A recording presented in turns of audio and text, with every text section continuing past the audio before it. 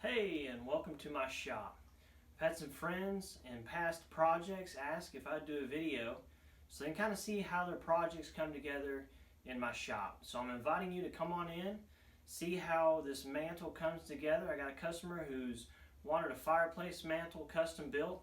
So follow along, see how it all comes together, and let me know what you think.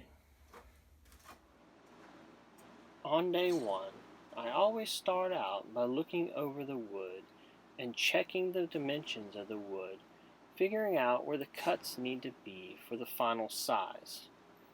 I will be making a 65-inch long by 10-inch wide and 6-inch high mantle. The hardwood store where I shop had two slabs that were already 10 inches wide. This will save some time in gluing the boards together.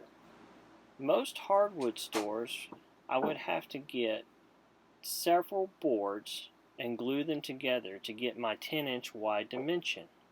Thankfully, they already had these boards ready for me. I will check out the grains and see how I want the layout of the final project to be. As I start to cut the pieces down to size, I always leave a little extra just in case of cuttings being off or some mistakes.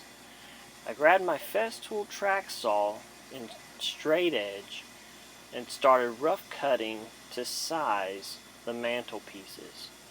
Most woodworkers have a nice industrial joiner, but as a small time hobbyist, I do not have the room for large equipment. I've been using this track saw for about 7 months now, and I have to say it's worth the money if you don't have a lot of room.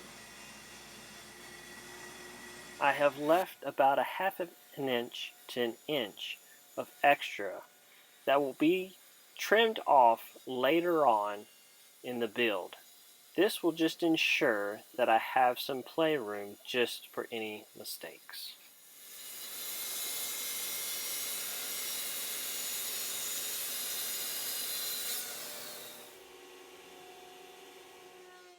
Once I have all of the pieces cut to a rough size, I will then mill the top and the bottom piece. They are currently at 1 inch thick, and I will need to mill them down to 3/4 of an inch to match the side piece, which is already at 3/4 of an inch. To get this thickness to 3/4 of an inch, I will need to run these pieces through the planer a couple times.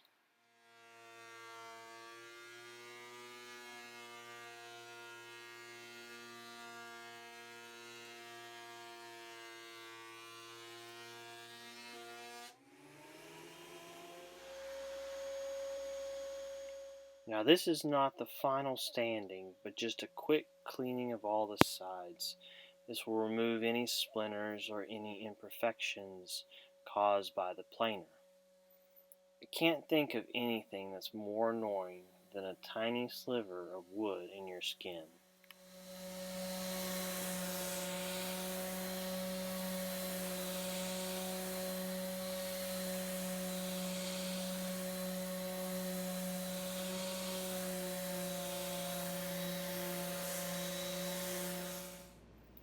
As we get into the fun part of the project, I start to cut 45-degree angles on all of the edges that will meet up. Well, now that's shaky. Who put the camera on the workbench?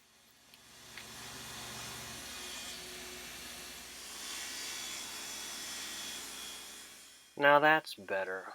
Like I was saying, I cut 45-degree angles on the top and the bottom pieces. This will allow for a nice 90-degree angle when all of the pieces are glued up.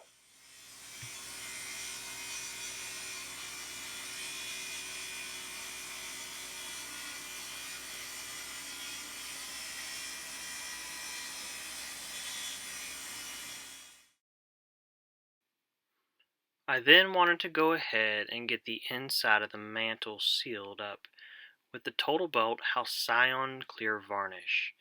Sealing the inside before assembly will be much easier than after it is assembled. I just applied 2 coats with about an hour in between. I did not sand for a smooth finish as it will be on the inside and never seen.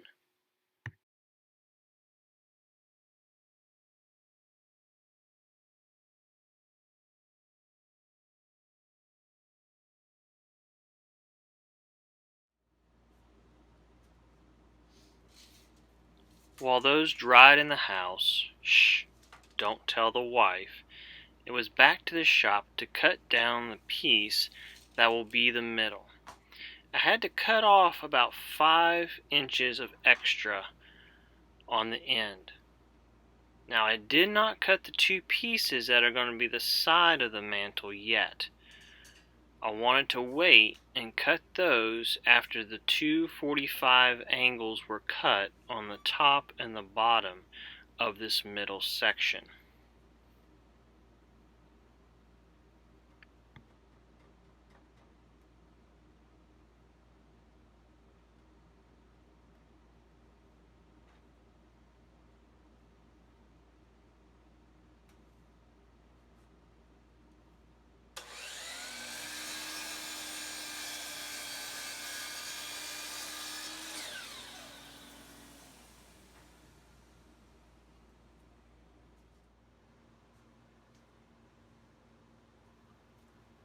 Since I left the end pieces on, I am only going to have to make 2 cuts at 45-degree angles on the top and the bottom of this middle section. This saves time. What's the old saying? Work smarter, not harder. Get used to it, kids. It'll come up more than you'll know.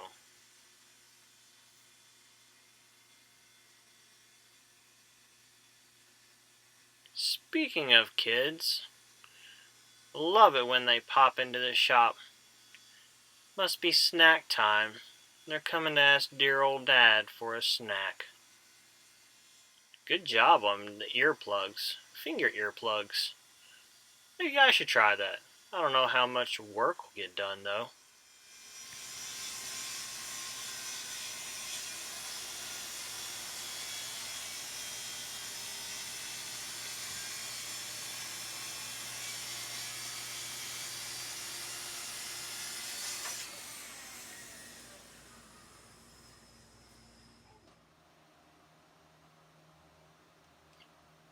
Once the 45s were cut on the top and the bottom of this middle section, I then cut the 2 end pieces off.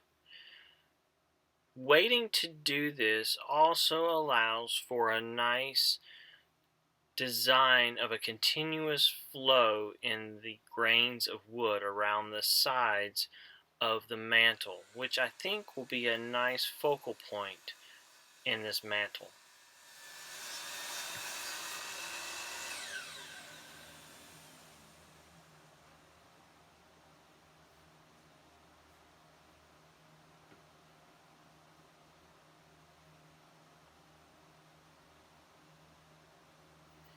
At this point, I used the miter saw to also cut the 45s that will match up the inside of the side piece and the front of the mantel. This will allow for a nice seamless joint in the sides.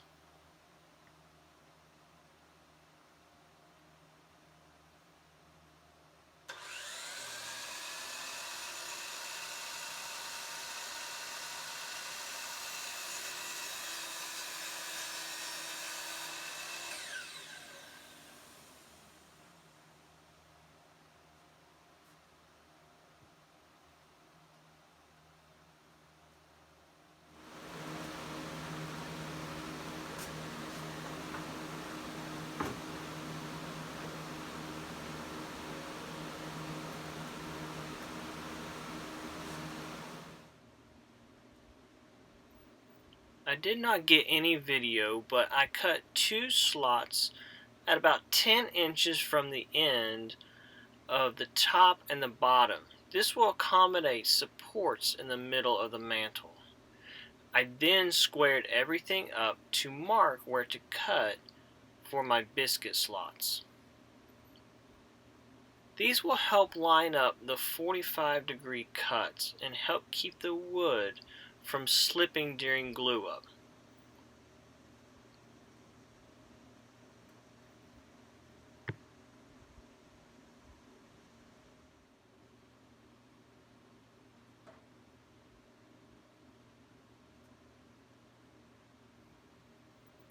As you can see, you don't have to make a long straight line in this part. You just need to make a little mark where each of the areas of the wood are going to intersect, and that biscuit is going to be set to keep everything lined up.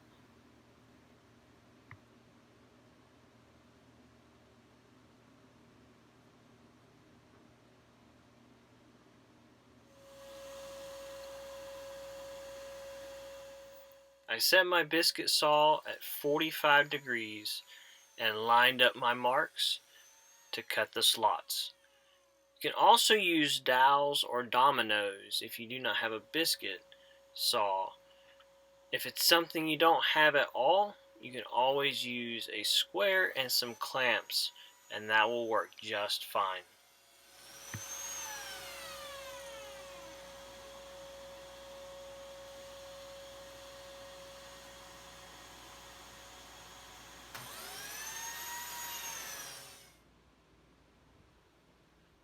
Moving into the glue up part of the build, you will want to make sure you have plenty of glue and not to squeeze it all out.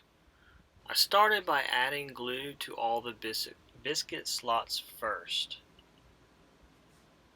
Then once I added glue to the edges, I used my finger and smeared it around. You want to try to get as much glue on all the contact surface as you can.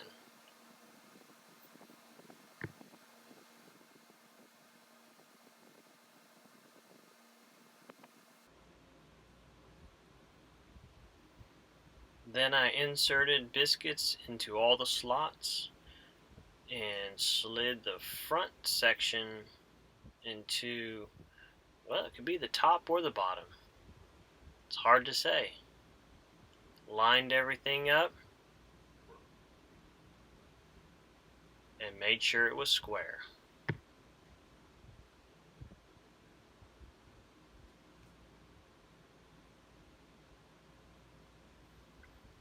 Then I started clamping everything up so that it will securely dry in a 90-degree angle. If there's ever a doubt what to get a woodworker for his birthday or Christmas, get him clamps. A woodworker can never have too many clamps.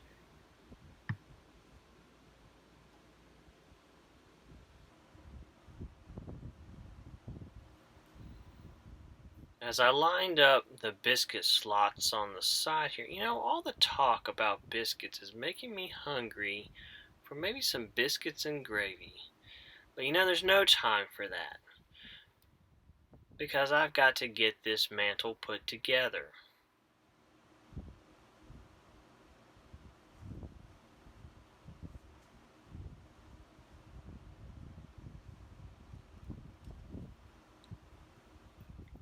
So with laser focus and struggling with the clamp, the giant puzzle piece is coming together.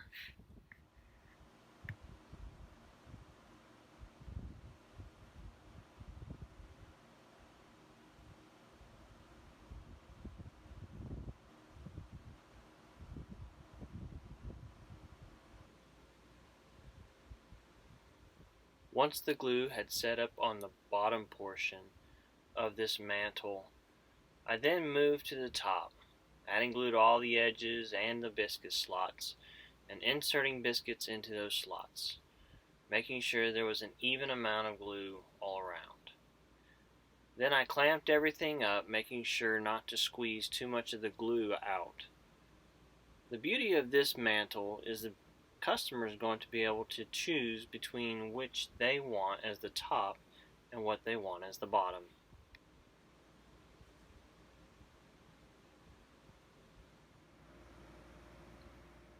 Now that all of the glue has dried, I scraped and sanded any glue that had squeezed out. Man, I must have had 3 Red Bulls that day. Look at me go. Then I added a combination of glue and a darker maple sawdust and packed the joints where there was a little bit of a crack, sanding as I go so that it would not dry to the surface, just in the joints. That will give a nice contrast on the edge, but allow the wood grain to follow from front and around to the sides.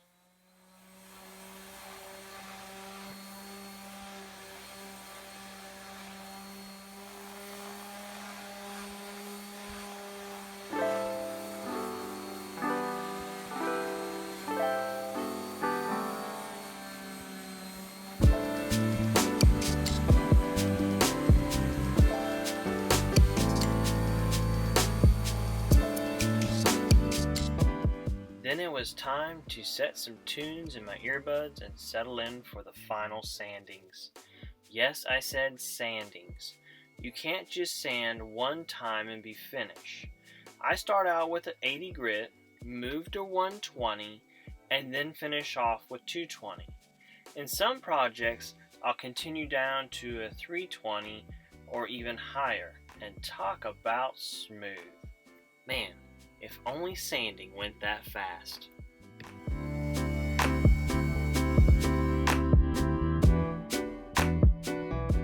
After wiping down and cleaning all of the wood surfaces very well, it was time to add some color to this project. The curly maple is already beautiful as it is, but they wanted to go with a little bit darker color.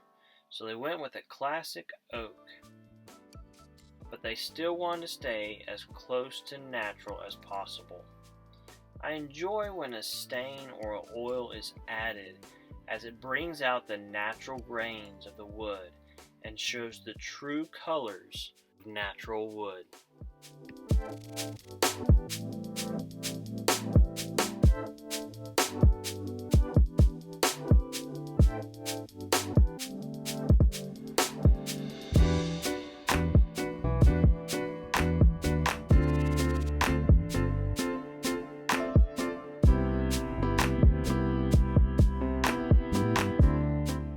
After the stain had plenty of time to dry, I started applying the Total Boat Halcyon Clear Varnish.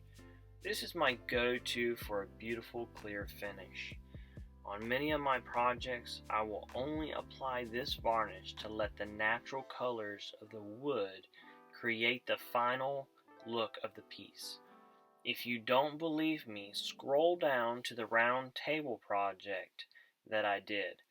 There was no stain added to that project.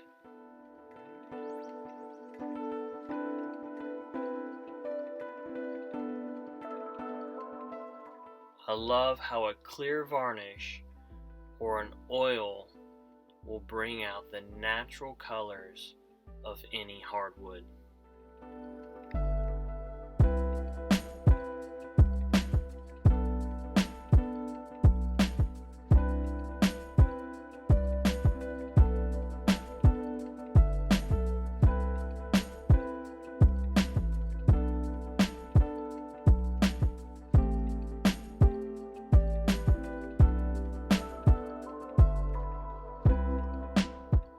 After several coats of the varnish with some light sanding in between, this curly maple mantle was ready to be hung on the fireplace.